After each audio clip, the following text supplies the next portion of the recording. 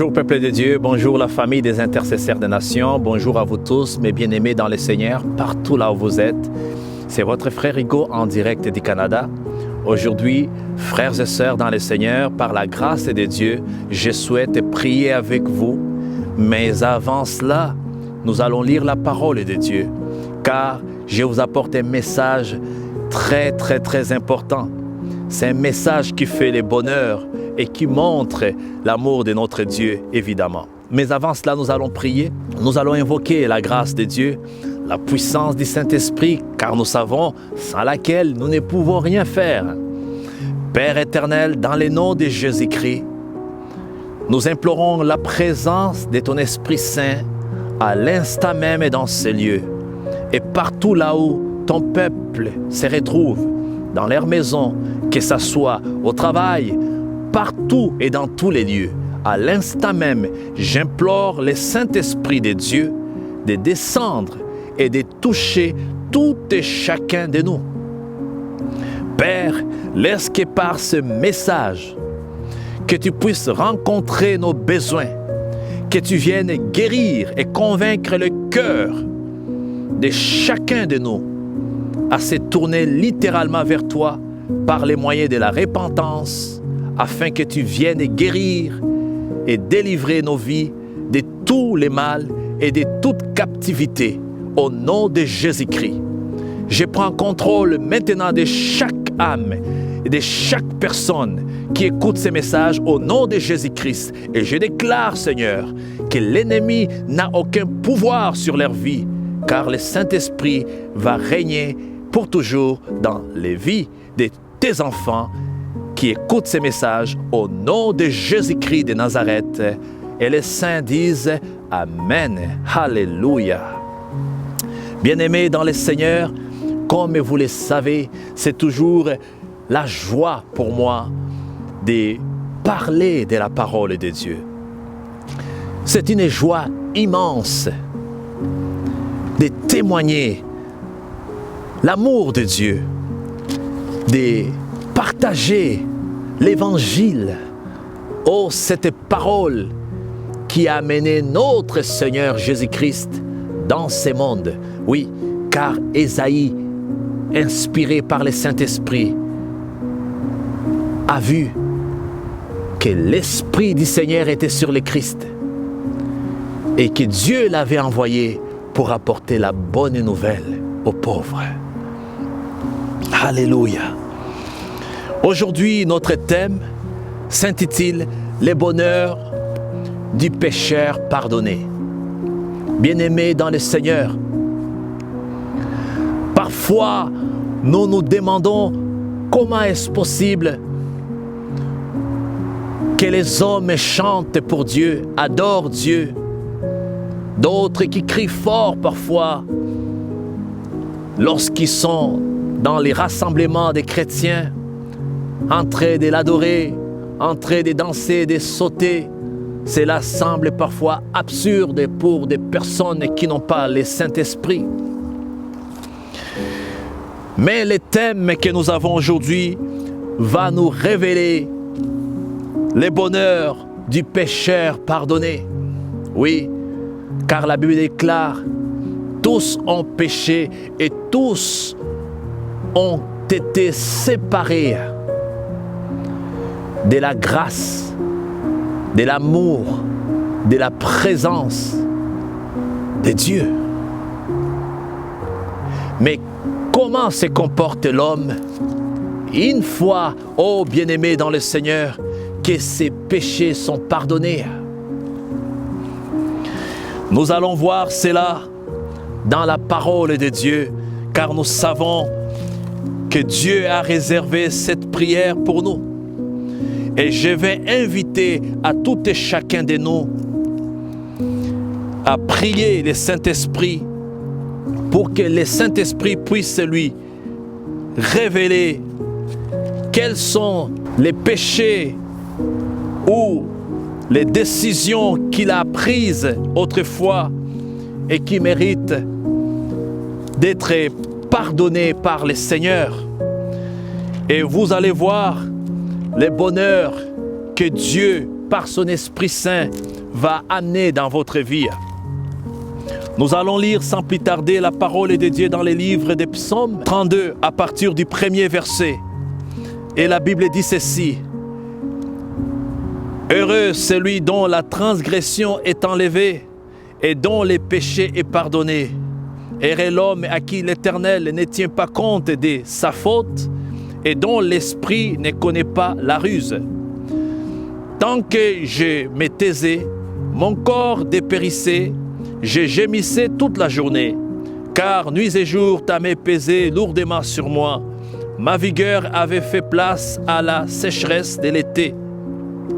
Verset 5. Je t'ai fait connaître mon péché. Je n'ai pas caché ma faute. J'ai dit, j'avouerai mes transgressions à l'Éternel et tu as pardonné mon péché. C'est ainsi que tout fidèle peut te prier au moment convenable. Si des grandes eaux débordent, elles ne l'atteindront pas. Tu es un abri pour moi, tu me préserves de la détresse, tu m'entoures des champs de délivrance. Je t'instruirai, je te montrerai la voie que tu dois suivre. Je te conseillerai, j'aurai les regards sur toi. Ne soyez pas comme un cheval ou un mulet sans intelligence.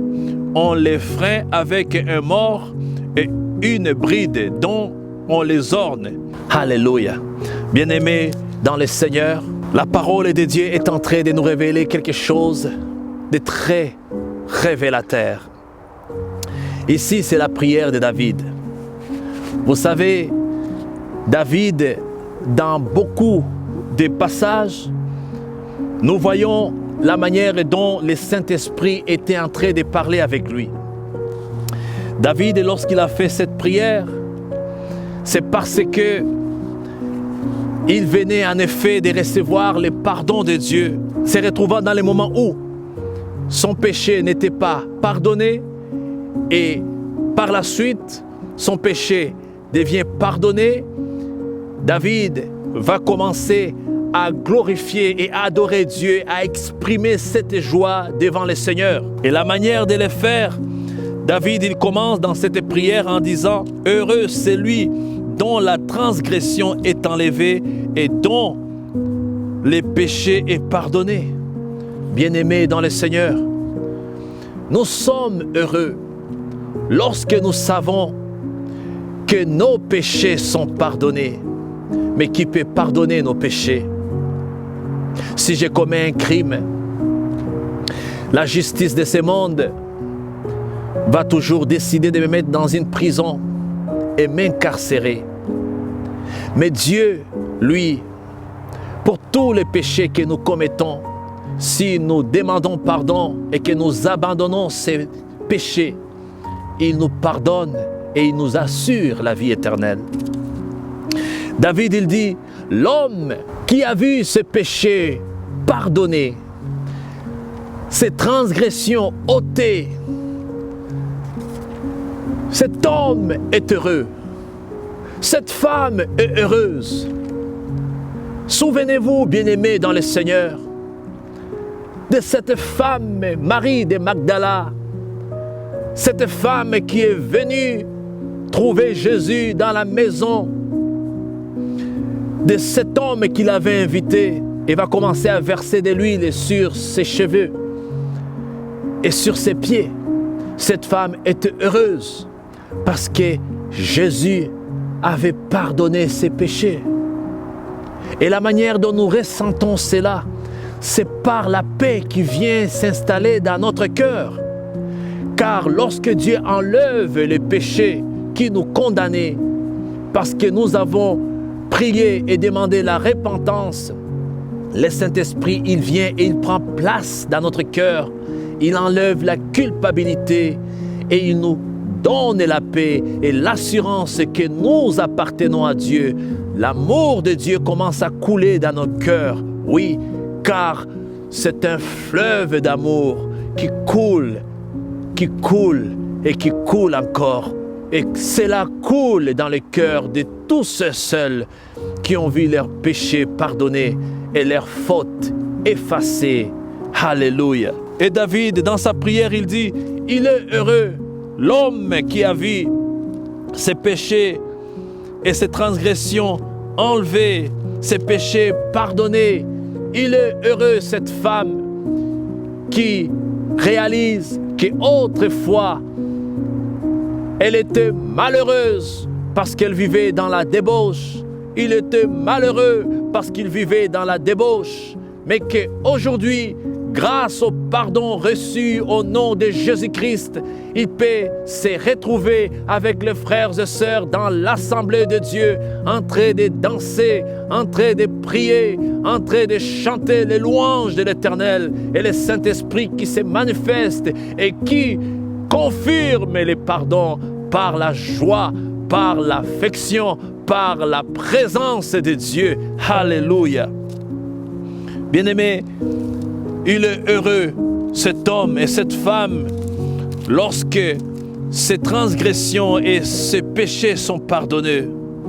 Et David, il poursuit au verset 2 en disant, « Heureux l'homme à qui l'Éternel ne tient pas compte de sa faute et dont l'esprit ne connaît pas la ruse. » Alléluia. Voilà pourquoi Jésus, chaque fois, alors qu'il pardonnait les péchés, il disait, « Va et ne pêche plus. » Il faut que notre cœur ne puisse plus connaître la ruse lorsque nous avons reçu le pardon de Dieu.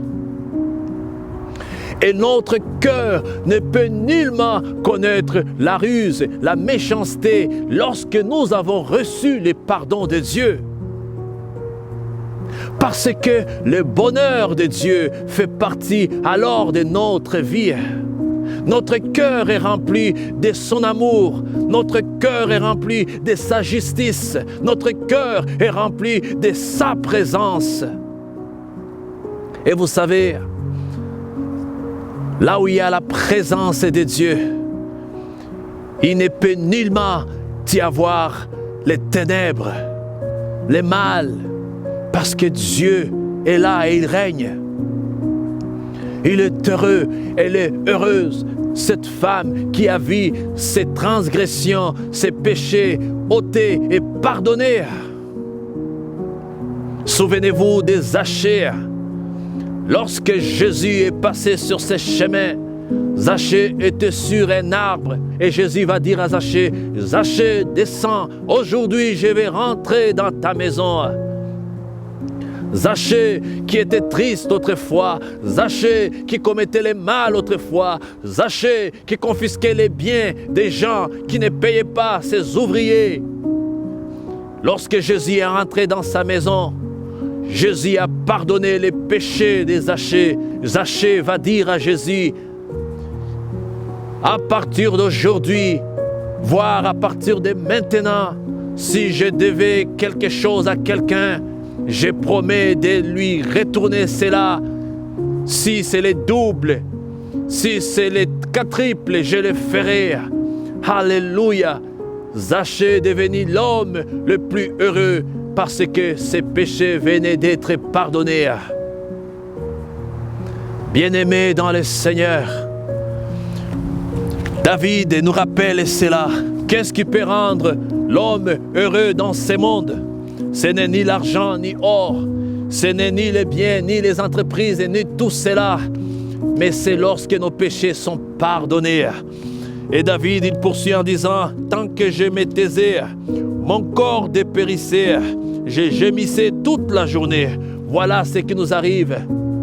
Voilà comment nous pouvons souffrir lorsque nous refusons de nous repentir, lorsque nous refusons de s'adresser à Dieu, de demander pardon, de crier fort vers lui et de dire « Seigneur, pardonnez-moi, je reconnais que j'ai péché contre toi. » Lorsque nous refusons cela, bien-aimés, lorsque nous gardons le silence, lorsque nous demeurons dans les mauvaises choses, regarde ce qui nous arrive, nous gémissons, nous souffrons dans les mal et dans les péchés. Bien-aimé dans le Seigneur, si tu reconnais que tu as un péché que tu dois avouer devant le Seigneur, la parole de Dieu est en train de nous rappeler que nous devons les confesser aussi longtemps que nous demeurons silencieux en continuant à faire ces choses. nous gémissons, nous souffrons. C'est nous que nous sommes en train de dépérir nos cœurs. Nous dépérissons chaque jour lorsque nous gardons les fautes à nous et les péchés à nous. Alors David, il dit, je gémissais toute la journée. Verset 4, car nuit et jour, ta main pesait lourdement sur moi. Ma vigueur avait fait place à la sécheresse de l'été. Vous voyez comment nous dépérissons, vous voyez comment nous souffrons, jours et nuits. La main de Dieu ne cesse de peser sur nous, car nous avons la culpabilité à nous, car nous savons que la présence de Dieu n'est pas à nous. Nous souffrons, nous gémissons, les péchés nous tuent, les péchés nous rendent malheureux, les péchés viennent nous rendre tristes, bien-aimés dans le Seigneur. Et aussi longtemps que nous continuons à garder ces péchés à nous dans nos cœurs, aussi longtemps que nous nous abstenons de confesser nos péchés, bien-aimés, nous gémissons, nous souffrons. Et David pouvait les témoigner. David nous partage cette expérience. Voilà comment le cœur de David s'est ressenti autrefois avant qu'il n'avoue ses péchés à l'Éternel. Alors David au verset 5, il dit, « Je t'ai fait connaître mon péché. » À qui? À Dieu. Dieu, je t'ai fait connaître mon péché. Je n'ai pas caché ma faute. Il ne faut pas cacher nos fautes. Il ne faut pas cacher nos péchés. Nous devons les faire connaître à Dieu. Nous devons les avouer et dire, Seigneur, j'ai péché contre toi, comme le Fils prodigue, comme le Fils prodigue l'a fait. Oh, bien-aimé dans le Seigneur. Et il poursuit en disant, je te fais connaître mon péché. Je n'ai pas caché ma faute. J'ai dit ceci, j'avouerai mes transgressions à qui? À l'Éternel, pas aux hommes, et tu as pardonné mon péché. Nous devons avouer nos transgressions à l'Éternel. Nous devons avouer nos péchés à l'Éternel, car c'est lui seul, bien-aimé, qui a le pouvoir de ôter les péchés du monde. Jésus a dit aux Juifs, sachez que le Fils de l'homme a reçu le pouvoir de pardonner les péchés du monde. C'est vers lui, bien-aimé dans le Seigneur, que nous pouvons nous adresser, pas devant les hommes. Mon Père ne peut pas pardonner mes péchés, ma mère non plus, aucune personne, les pasteurs, les évangélistes, personne, bien-aimé, ne peut pardonner nos péchés. Personne ne peut pardonner les péchés de l'autre. Pourquoi? Car nous sommes tous des pécheurs devant Dieu. Comment un pécheur peut-il pardonner un autre? Seulement Jésus, le juste de Dieu, qui peut pardonner nos péchés. Voilà pourquoi David a dit, j'ai dit, j'avouerai mes péchés. À qui? À l'Éternel. Et tu as pardonné mes péchés, Seigneur. Alléluia. Verset 6 avant de finir. Et il dit, c'est ainsi que tout fidèle peut te prier au moment convenable. Voilà, bien-aimés dans le Seigneur, qui sont les fidèles, ce sont les enfants de Dieu. Oui, bien que nous avons cru en Jésus-Christ, mais il nous arrive parfois des péchés.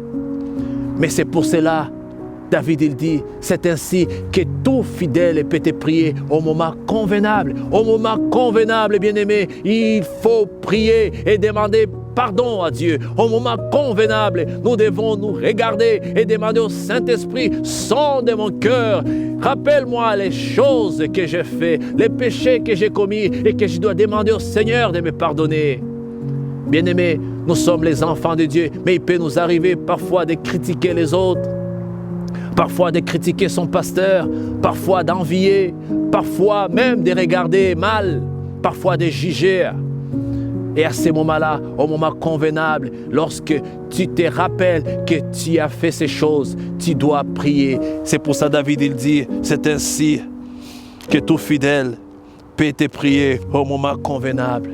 Au moment convenable, nous sommes tous appelés à nous repentir. Au moment convenable, nous sommes tous appelés à avouer nos péchés. Au moment convenable, nous sommes tous appelés à demander au Saint-Esprit de nous examiner et dire, Saint-Esprit, donne-moi la force de confesser mes péchés, d'avouer mes iniquités, d'avouer mes abominations devant l'Éternel, afin qu'il puisse pardonner mes péchés, qu'il puisse purifier ma vie, qu'il puisse laver mon cœur, afin que je puisse trouver sa paix et afin que je puisse trouver son amour.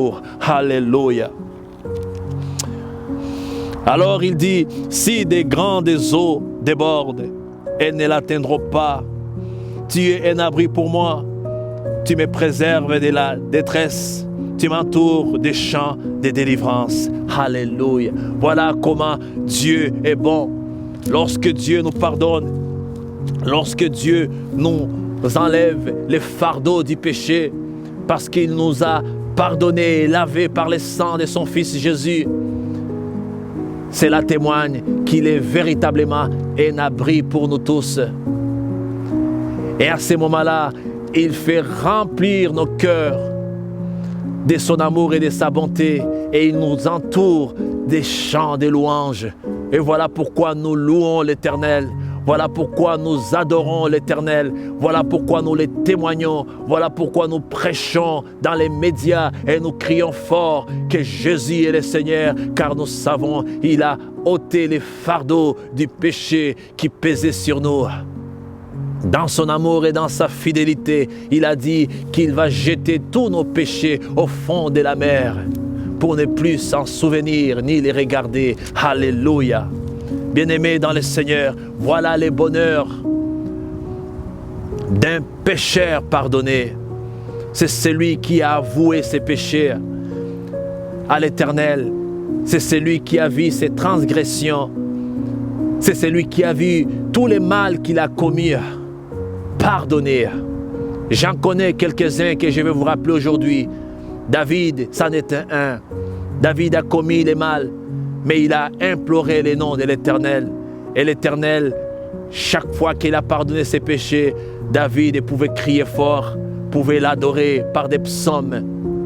Je connais l'autre, Paul de Damas, sur le chemin de Damas. Cet homme, lorsqu'il a vu la rage qu'il avait pour le Seigneur, le mal qu'il avait subi au peuple de Dieu, et que Jésus est venu sur le chemin de Damas, pas même un seul instant Jésus a cherché à le punir à cause de ce qu'il a fait, mais il a pardonné ses péchés. Jésus a pris toutes les fautes de Paul et il les a jetées au fond de la mer, et il a rendu un prédicateur voué, dévoué et rempli du Saint-Esprit. Voilà les pécheurs pardonnés, voilà les bonheurs du pécheur pardonné. Souvenez-vous de Marie de Magdala. Souvenez-vous, bien-aimés, de cette femme. Lorsque Jésus a vu cette femme et qu'il a pardonné ses péchés, cette femme est devenue une fidèle de Jésus. Elle est devenue celle qui ne voulait plus la quitter, celle qui ne voulait plus se débarrasser de Jésus. Elle est devenue celle qui l'attendait même devant le tombeau alors que Jésus était à l'intérieur du tombeau et il attendait son temps de résurrection. Alléluia. Les bonheurs, bien-aimés dans le Seigneur, des pécheurs pardonnés, c'est la joie, c'est la persévérance envers le Seigneur, c'est la persévérance dans la prière, c'est la persévérance dans la foi, c'est l'amour qu'on va témoigner envers les autres. C'est des louanges et des adorations que nous offrons à Dieu systématiquement dans notre cœur et même par nos gestes et nos actions, en nous aimant parfois les uns les autres, en venant en aide les uns les autres, en priant pour les uns les autres, car nous savons Dieu a pardonné nos péchés. C'est cette endurance dans la foi, c'est cette persévérance dans la foi, c'est cet amour de prêcher la parole de Dieu, d'aller vers le peuple de Dieu et de les affermir, de les partager l'amour de Dieu, de les rappeler que Jésus est le seul chemin, la vérité, la vie éternelle. Parfois, bien-aimés, le bonheur d'un pécheur pardonné se manifeste de cette manière, en vivant pour Dieu et en vivant pour les autres. Alléluia. Père, je te remercie pour cette parole. Fais en sorte, Père, que ces peuples qui viennent d'écouter ces messages puissent se faire examiner par le Saint-Esprit, afin qu'ils puissent trouver ce bonheur d'un pécheur pardonné. Donne-nous la force chaque jour d'avouer nos péchés devant toi, car nous savons nous sommes des pécheurs. Car David, il dit, c'est ainsi que chaque fidèle doit te prier au moment convenable. Que nous ne puissions pas, Seigneur, nous voir comme nous sommes parfaits pour toujours, mais que nous prions tous les jours tant que nous avons cette chair à parvenir à cette perfection que tu nous as promis ce jour-là.